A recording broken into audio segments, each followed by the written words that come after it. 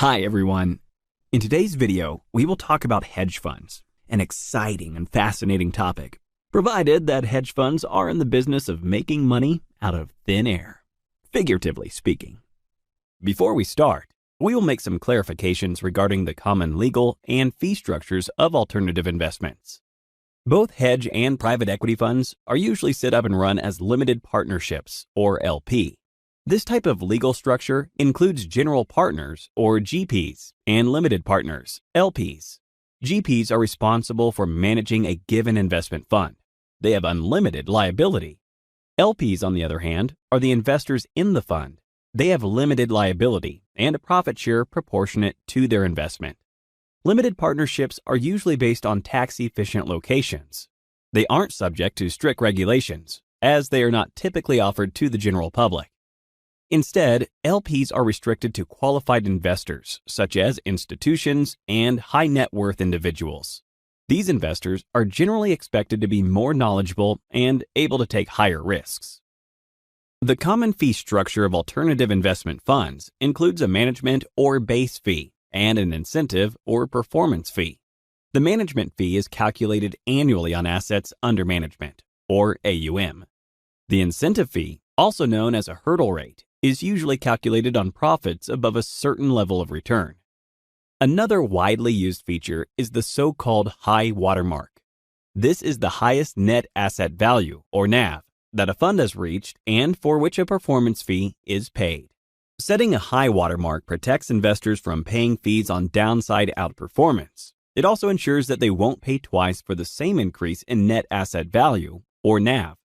In other words, when high watermarks are in place, fund managers must recover any losses before charging a performance fee on newly generated profits. That said, we can now start examining hedge funds in more detail.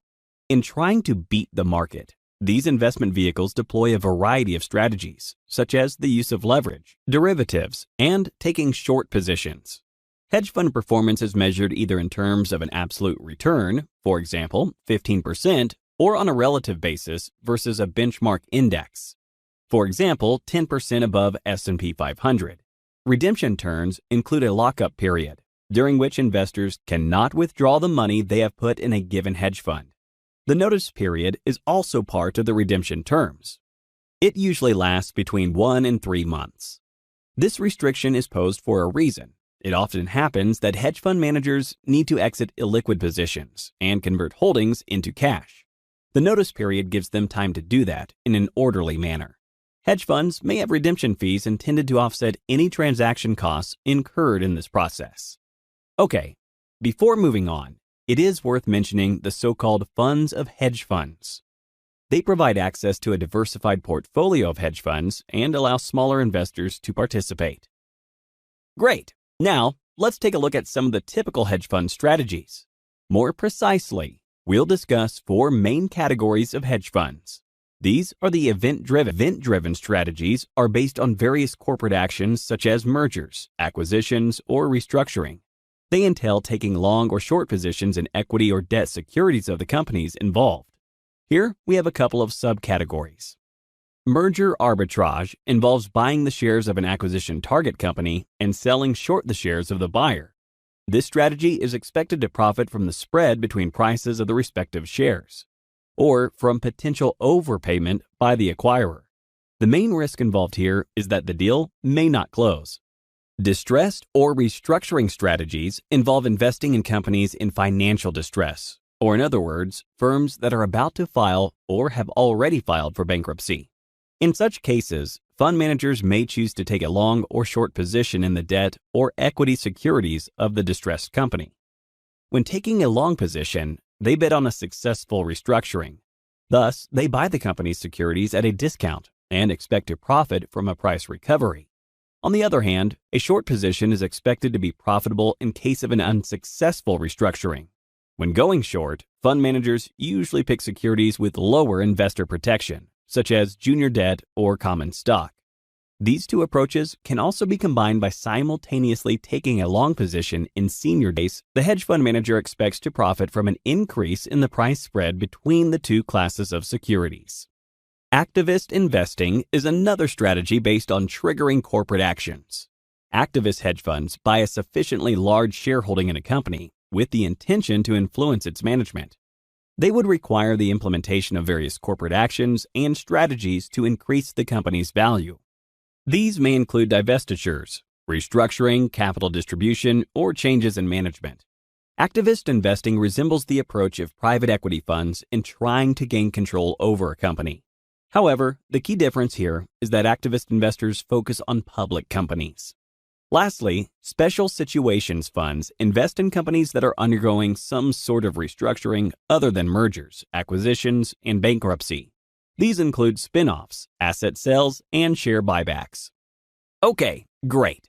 As we've seen, event-driven strategies can be quite interesting. Now, let's consider the relative value strategies. They focus on taking long and short positions in related securities and profiting from a temporary discrepancy in their perceived price relationship. Again, we have several subcategories here. The first one is called fixed income convertible arbitrage. It exploits any mispricing of convertible bonds. This strategy involves taking a long position in a convertible bond and a short position in the common stock, various pricing discrepancies within fixed income markets. These may include relative value positions between two different companies or between various securities of the same company. We also have volatility strategies. They typically use various derivative financial instruments to go long or short on market volatility in a single asset class or across different classes. Multi-strategy funds, as the term suggests, deploy various existing strategies to use relative value opportunities across asset classes. Great. We're moving on to the third category of strategies used. Macro hedge funds. Rather than analyzing specific companies, they look for opportunities arising from global economic and political events. Macro hedge funds bet on global market trends by taking long or short positions across equities, derivatives, fixed income, currencies, and commodities. And finally, we have equity hedge fund strategies that involve taking long and short positions in public equities and related. Finally, we have equity hedge fund strategies that involve taking long and short positions in public equities and related derivatives. They differ from the event-driven or macro strategies by using a bottom-up rather than a top-down approach. Here are the most common variations of the equity hedge fund strategies. Market-neutral strategies focus on selecting undervalued securities to buy and overvalued ones to sell short. Hedge fund managers do that by using quantitative, technical, or fundamental analysis. The overall goal is to keep a net neutral market position and profit from individual securities movements. Next, we have the fundamental growth strategies. They use fundamental analysis to identify and take long positions in companies with high growth potential. On the other hand, fundamental value strategies take long positions in various undervalued companies, including non-high growth firms. Quantitative directional strategies use technical analysis to select undervalued stocks to buy and overvalued ones to sell short.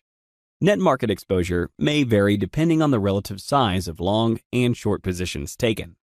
Short bias strategies, as the term suggests, take predominantly short market exposure in companies that are considered as overvalued.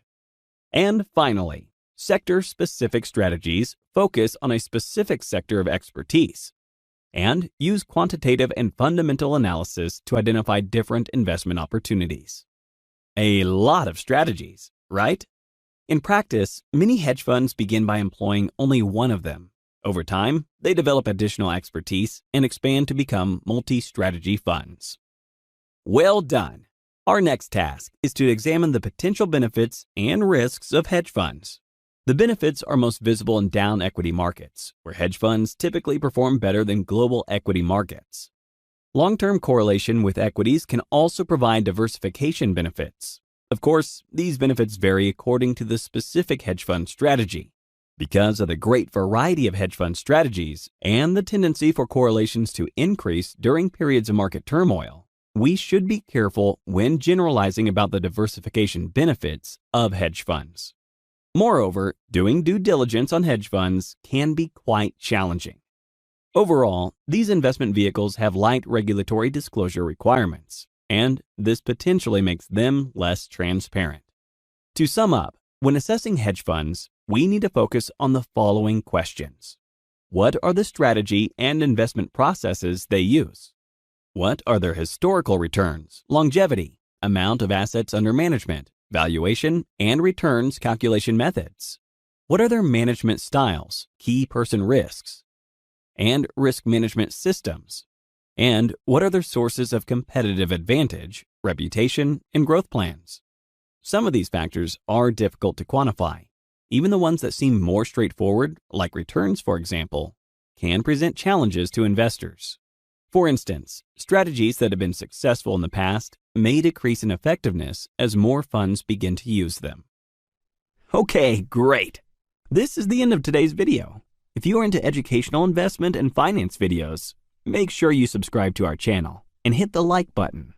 Thanks so much for sticking till the end. I'll see you in our next episode.